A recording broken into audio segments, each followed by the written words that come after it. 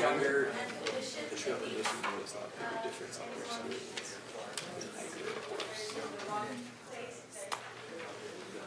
Everybody catch that? Trail's in motion, about ready to start moving. If you guys want to move up front, my bite is not too hard. We heard different. I know. Yeah, look at him come. Trust me. Just believe him. You just gotta believe him. we don't bother them. So you ready? We're like, Who's got the button? Blair's got the button. All right. Well, my name is Blair Hickman. I am the Vice President of Forest Trails Alliance.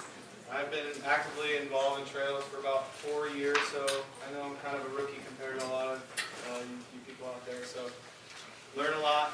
Have Zachi Anderson here. He's been doing it for probably several presidents ago. He's been building trails, not just FTA. We're talking U.S. presidents. So and then Dave was right behind him. So a lot of experience here building trails.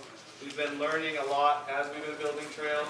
And what we want to do is kind of give you the big stuff and the little the fine details that we've learned and kind of pass them on to you and take what we've learned and hopefully you can take it and roll with it. So, has everybody heard about Forest Trails Alliance? Anybody? Let you guys know. You have, good. Well, you leave now. No. So we're a 501c3 nonprofit trail building organization, and we sprung up out of the crowds of the mundane, out of our vision for creating a connective trail system for our community. And so our mission is about providing education and the tools and equipment for volunteers who are passionate about trails to facilitate the development of their own inspirations. just kind of like what we, the ranger at Tahoe said, the most important thing was the crew leaders, and essentially that's what we're doing, is we're trying to educate the users and inspire crew members to, again, pass it on to the next people that come in. So, And we build natural surface trail compared to paved trails, narrow, natural surface, narrow trails. actual trails. So what I want to do is kind of talk about what we work with when we're building trails. We work with dirt. Dirt is it's an it gets all over your clothes, gets on your tires. It's inherently dirty. And I keep telling Dave over and over again, dirt is really not PC, because what we really work with is soil, right?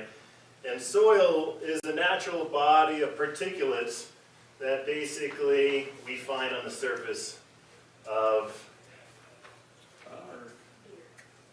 Earth. And Oh yeah, we're there. without art, because essentially trail building is an art form. Without art, there is no, Earth is just So we're bringing art to the Earth, is what we like to think. And the pitch of the trail is a monetary feature as well. The steeper the trail is, the cheaper it is to build. But if you build a trail with a little flow, 5 to 3% gradient, you'll actually get a more enjoyable trail. A little more pricey to put together, but when you get those volunteers we were just speaking about, you'll get a lot better end product. People will enjoy that trail quite a bit more. Which has been one of our big goals. We, starting with inspirations of 25 and plus percent historic trails in our area with significant maintenance problems. IMBA, as you know, recommended 10%, and now our partners with the Forest Service and other agencies we work with, we build or less. So curvilinear trails, you might have heard that today, curvilinear. So kind of the historical the way trails were built were the miners. And apparently they had a pretty high tolerance for pain, or they were a lot stronger than us. These days, they would go up like 100% grades, and they're carrying, what, 1,000 pounds of mining equipment on their back or something. And obviously, that's not good for sustainability. So as time has evolved, the trails have gotten a little less grade to them, and but they would still be kind of straight lines, but just going up a gradient. And that was a curvilinear type feature. Curvilinear, as you know, is a favorite coined term from Carl that I was trained from. And this is a trail that we worked on in Montana de Oro. And curvilinear, as you know, is a consistent pitch or grade that's carried throughout the trail or between control points. And so it typically will contour through drainages, but on a very predictable pitch, okay? And while that is very well indeed, the issue is that we've found over and over again, and some of you might have witnessed this in some of our trails along the coast, is that when you combine curvilinear trails, right, with outsloping and a lack of funds for maintenance, disaster occurs.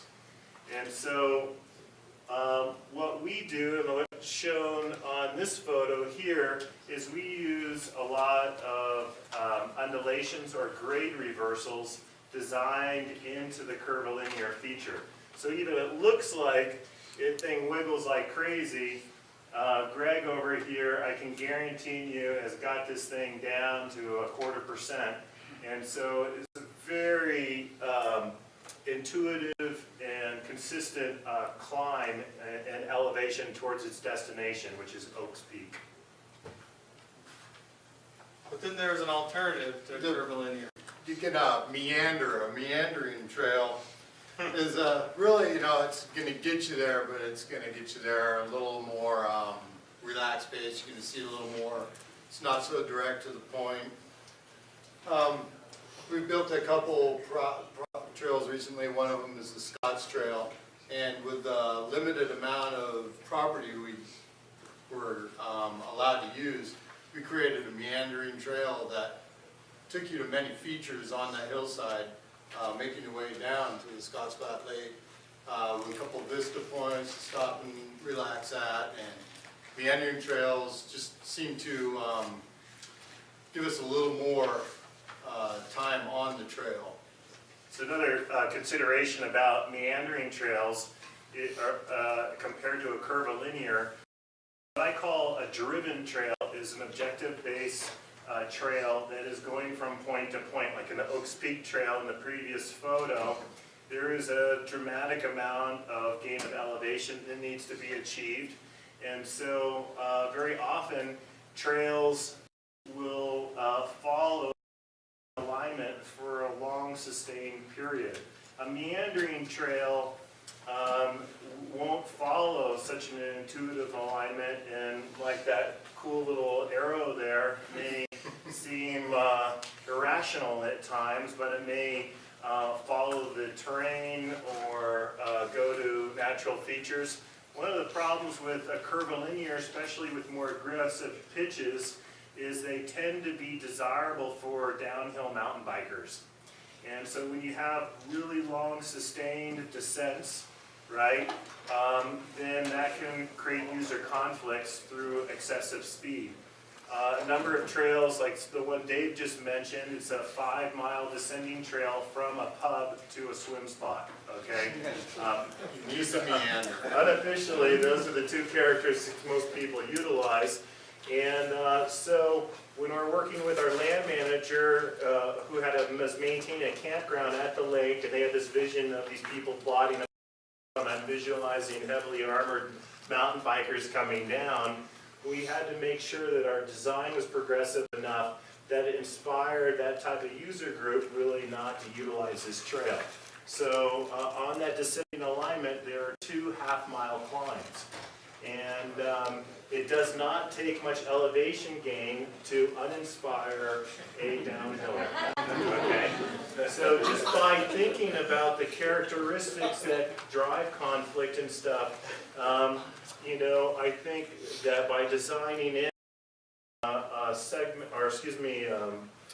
larger sections of descending and climbing alignments, you break up that consistency of these driven potential sequences. And the current, this trail was just recently finished, about 3 weeks ago? We finished the machine build, and what we're hearing from users is that it's just as fun to go uphill as it is downhill. So average grade of 3%. Another feature that we put on this trail included our what we call B routes alongside the main trail, and that's a quick little jump on. Sometimes the choke points are used to slow people down, the gravity contingent. And sometimes they could be done correctly and not correctly. So you want to have these intuitive, you want to be able to see these devices, especially if you're going in to fix a trail that maybe there's conflicts in your area. So you want to be able to have sight lines to see these, slow downs instead of creating a kind of gnarly. You're basically going to end up ruining the trail as users come into that. It's a freak out, right? So that, what do? They skid. And or runners, don't see it, running at night or something. So, they're not safe. But you can see in this example, it's very intuitive. Huge rocks aren't going to be moved by any users, and you're going to have to just control your speed. You can see hundreds of feet ahead of you what's going to happen. One of the issues that we did a design lab trip up to Bend, Oregon last year, and in that particular part of the Forest Service, they decided that they were going to control speed on these 8 to 12% descending grade by leaving really narrow gaps between trees. So as you ride down the trail at excessive speeds, all of a sudden you'll see like this improbable fit with your handlebars, and then leading up to that pinch point between the trees where you want to be just perfect, there's like 30 bumps in sequence like a pearl necklace. Okay, so you're trying to thread the needle between these trees, but now you're going Tires are on the ground. So, one of the things that obviously the choke points, right, like Carl was saying in the previous session, is that they're really a remedy after the fact. What we want to try to do is design trails so that we don't have to put choke points in. Switchbacks are probably one of the biggest areas that we see trail damage through skid or brake bumps. And so one of the things that we do with our control points called switchbacks is that we descend down and then climb to the turn. So we basically make sure that you're not often in the old school switchback design to make sure hikers do not cut the legs of the switchback.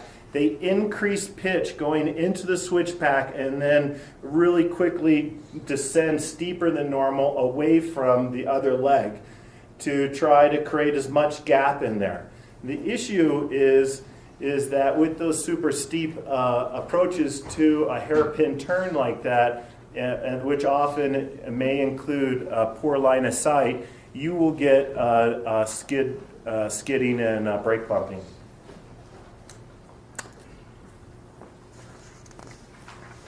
So one of the downsides to those brake bumps are, it's not good. So obviously, this is actually a picture of a road. I wasn't able to find one on the trail, so I apologize. It's just like a wide trail. Yeah, it's a wide trail. Yeah, so this is what happens to trails, and and then again, it's the maintenance and there's no money for funding on those that type of work. So That is not Santa Clara single track.